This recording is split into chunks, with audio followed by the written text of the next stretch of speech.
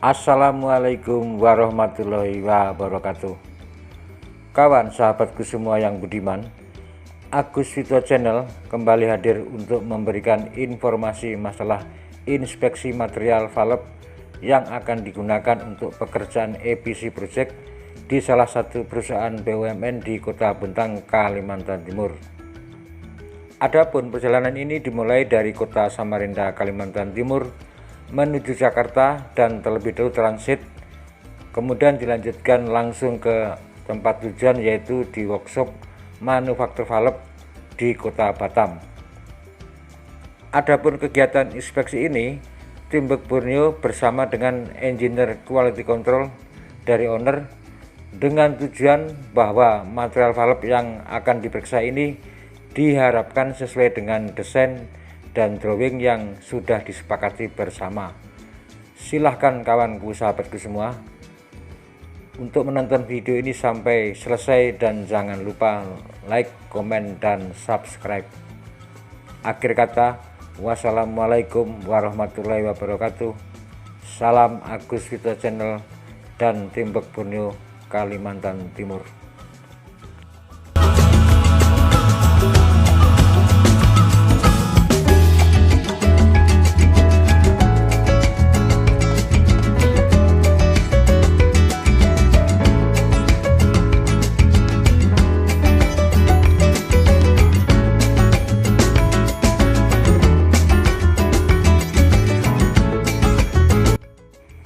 Kawan sahabatku semua, sebelum tim Bek Borneo bersama engineer quality control dari owner serta teknisi dari manufaktur Tomo Valve Batam dengan agenda pemeriksaan valve seperti fisik, kesesuaian dimensi sesuai mil certificate serta dilanjutkan dengan function test, maka berikut terlebih dahulu saya berikan gambaran tentang jenis valve dan fungsinya sebagai berikut.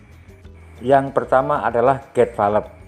Gate valve mengontrol aliran melalui badan valve yang berbentuk pipa dengan sebuah lempengan atau baji vertikal yang bisa bergeser naik turun saat handle valve diputar. Valve ini didesain untuk posisi terbuka penuh atau tertutup penuh. Jika valve ini dalam keadaan setengah terbuka, maka akan menyebabkan pengikisan pada badan valve dan turbulensi aliran jet bisa menyebabkan getaran pada baji valve sehingga menghasilkan suara gemertak. Kemudian globe valve. Desain globe valve yang sedemikian rupa memaksa adanya perubahan arah aliran jet di dalam valve sehingga tekanan menurun drastis dan menyebabkan turbulensi di dalam valve itu sendiri. Dengan demikian, globe valve tidak disarankan diinstal pada sistem yang menghindari penurunan tekanan dan sistem yang menghindari tahanan pada aliran. Selanjutnya adalah angel valve. Sama seperti globe valve, angel valve juga digunakan pada situasi di mana pengaturan besar kecil aliran diperlukan atau throttling. Namun, angel valve dibuat dengan sudut 90 derajat. Hal ini untuk mengurangi pemakaian elbow 90 derajat dan fitting tambahan. Kemudian ada lagi check valve. Check valve tidak menggunakan handle untuk mengatur aliran, tetapi menggunakan gravitasi dan tekanan dari aliran fluida itu sendiri. Karena fungsinya yang dapat mencegah aliran balik atau backflow, check valve sering digunakan sebagai pengaman dari sebuah equipment dalam sistem perpipaan. Ada lagi juga namanya ball valve. Ball valve menggunakan bola logam yang tengahnya ada lubang tembus, diapit oleh dudukan valve untuk mengontrol aliran. Sering dipakai pada proses hidrokarbon. Ball valve mampu mengatur besar kecil aliran gas dan uap terutama untuk tekanan rendah. Valve ini dapat dengan cepat ditutup dan cukup kedap untuk menahan fluida atau zat cair. Ball valve tidak menggunakan handwell tetapi menggunakan ankle untuk membuka atau menutup valve dengan sudut 90 derajat. Desainnya yang simple meminimalkan turunnya tekanan pada saat valve dibuka penuh. Yang selanjutnya adalah butterfly valve. Butterfly valve memiliki turbulensi dan penurunan tekanan atau pressure drop yang minimal. Valve ini bagus untuk pengoperasian on-off ataupun throttling, dan bagus untuk mengontrol aliran zat cair atau gas dalam jumlah yang besar. Namun, valve ini biasanya tidak memiliki kekedapan yang bagus dan harus digunakan pada situasi atau sistem yang memiliki tekanan rendah atau low pressure. Demikian kawan-kawan, saya informasikan.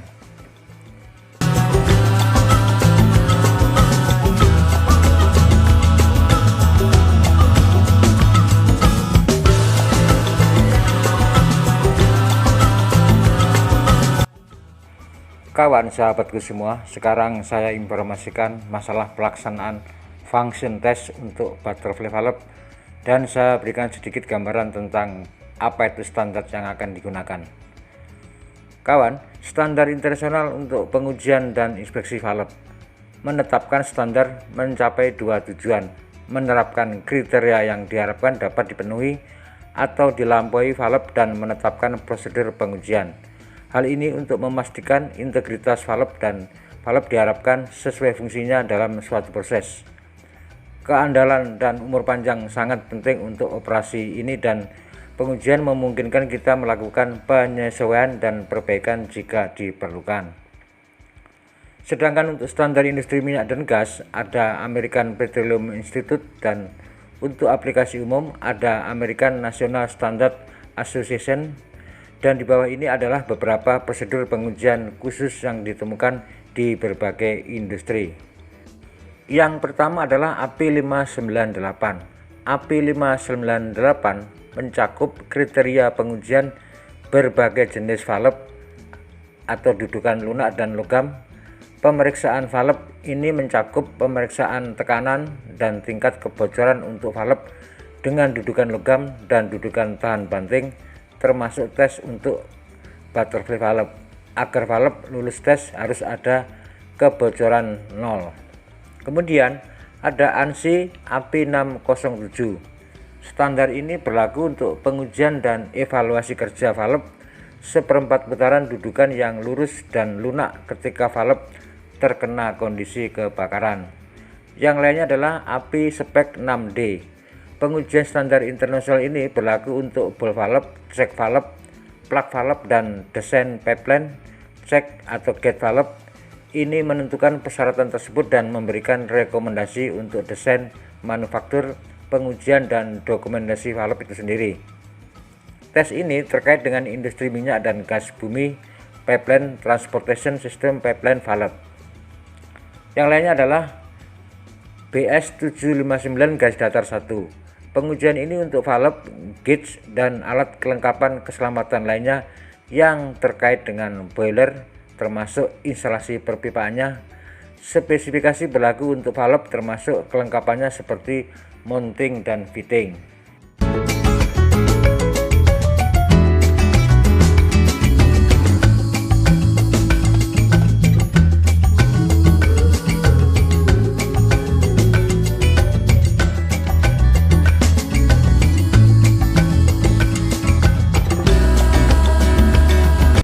Kawan, sekarang saya sampaikan masalah inspection dan testing.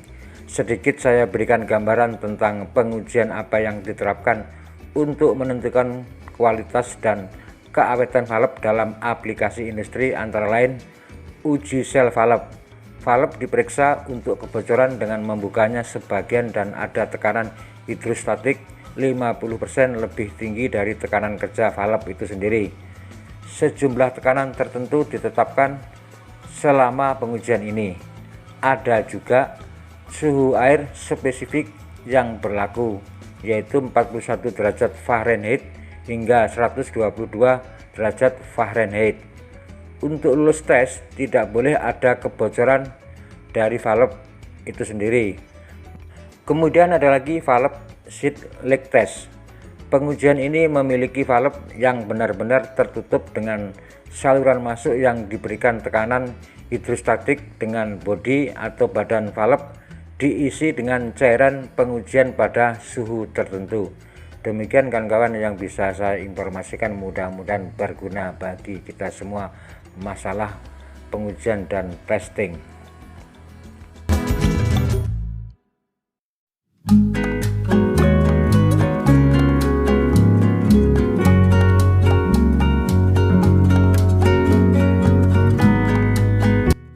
Kawan, sedikit saya berikan gambaran tentang Kota Batam. Kota Batam adalah kota terbesar di Provinsi Kepulauan Riau, Indonesia. Wilayah Kota Batam terdiri dari Pulau Batam, Pulau Rempang, dan Pulau Galang, dan pulau-pulau kecil lainnya di kawasan Selat Singapura dan Selat Malaka.